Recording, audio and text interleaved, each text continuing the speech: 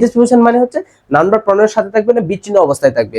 কিন্তু কখনো কখনো ডিটেলস প্রিপোজিশনের নিয়ে আচরণ করবে, কখনো কখনো অ্যাডভার্বের নিয়ে আচরণ করবে। কখন কোনটা আশা করি বুঝতে পেরেছেন। যদি ডব্লিউএস কোয়েশ্চন দ্বারা শুরু হয় তাহলে হচ্ছে ডিটেলস প্রিপোজিশন, হ্যাঁ। আর ডব্লিউএস কোয়েশ্চন দ্বারা শুরু হয়ে যদি বিচ্ছিন্ন অবস্থায় থাকে প্রিপোজিশনটা তাহলে হচ্ছে ডিটেলস প্রিপোজিশন। আর যদি ডব্লিউএস কোয়েশ্চন দ্বারা শুরু না হয়ে বিচ্ছিন্ন অবস্থায় থাকে তাহলে তাহলে কি অ্যাডভার্ব। 90% মানুষ এখানে ভুলটা করে। আজকের পর থেকে হয়তো এখানে ভুলটা হবে না। দেখেন ডিটেলস প্রিপোজিশন মেবি নতুন লাগতে পারে টপিকটা, কিন্তু টপিকটা খুবই একটা ইন্টারেস্টিং টপিক, একটা গুরুত্বপূর্ণ গ্রামার এখানে লুকিয়ে আছে। ডিটেলস প্রিপোজিশন মানে কি? ডিটেলস মানে হচ্ছে বিচ্ছিন্ন, প্রিপোজিশন মানে কি প্রিয়ত্ব পূর্বে, পজিশন অর্থ কি অবস্থান, মানে কি নাউন বা প্রনাউনের অবস্থান, তাই না? প্রিপোজিশন মানে আমরা জানি নাউন বা প্রনাউন এর পূর্বে বসে নাউন বা প্রনাউনকে দিক নির্দেশনা করে, কোথায়, কখন, কিভাবে, এগুলা মানে নাউনটা কোথায়, উপরে, নিচে, সাইডে, মাঝে, এরকম নির্দেশনা করে, তাই না? এখন ডিটেলস প্রিপোজিশনটা মানে কি? আসলে ডিটেলস প্রিপোজিশন মানে কি বিচ্ছিন্ন প্রিপোজিশন। এখন বিচ্ছিন্ন বলতে কি নাউন বা প্রনাউনের সাথে থাকবে না, আলাদা থাকবে। তো দেখেন ডব্লিউএস কোয়েশ্চন দ্বারা যদি শুরু হয়, যেমন ডব্লিউএস কোয়েশ্চন দ্বারা শুরু হলে শেষে প্রিপোজিশন, দেখেন দ্বারা ডব্লিউএস কোয়েশ্চন দ্বারা শুরু হলে শেষে যে প্রিপোজিশন থাকবে তাই হচ্ছে ডিটেলস প্রিপোজিশন। দেখেন ফর এক্সাম্পল, আমরা যদি একটা এক্সাম্পল দিই বিষয়টা ক্লিয়ার হয়। ঢাকা কিসের জন্য বিখ্যাত? What is famous for Dhaka? Dhaka কিসের জন্য বিখ্যাত? What is famous for Dhaka? Dhaka কিসের জন্য বিখ্যাত?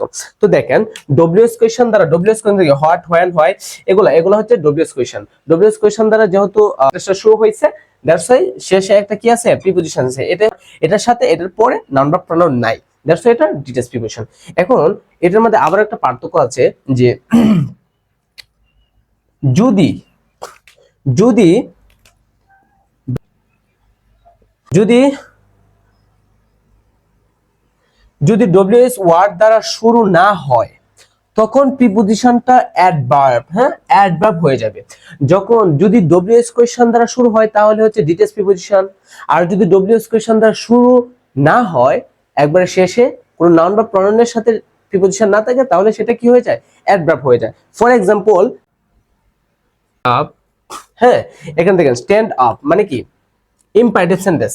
ভার্ব দ্বারা কোন সেন্টেন্স শুরু হলে কি হয়? Imperative sentence. তো দেখেন এখানে একটা উজ্জ আছে, তো এটা যেহেতু একটা সেন্টেন্স স্ট্যান্ড আপ দ্বারাও, দ্যাটস ওয়াই এখানে একটা প্রিপোজিশন আছে।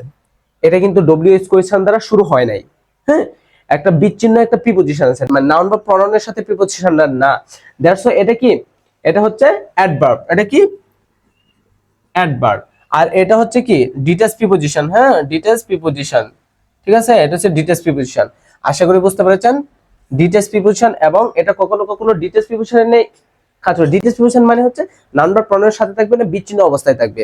কিন্তু কখনো কখনো ডিটেলস প্রিপোজিশনের নিয়ে আচরণ করবে, কখনো কখনো অ্যাডভার্বের নিয়ে আচরণ করবে। কখন কোনটা আশা করি বুঝতে পেরেছেন। যদি ডব্লিউএস কোয়েশ্চন দ্বারা শুরু হয় তাহলে হচ্ছে ডিটেলস প্রিপোজিশন, হ্যাঁ।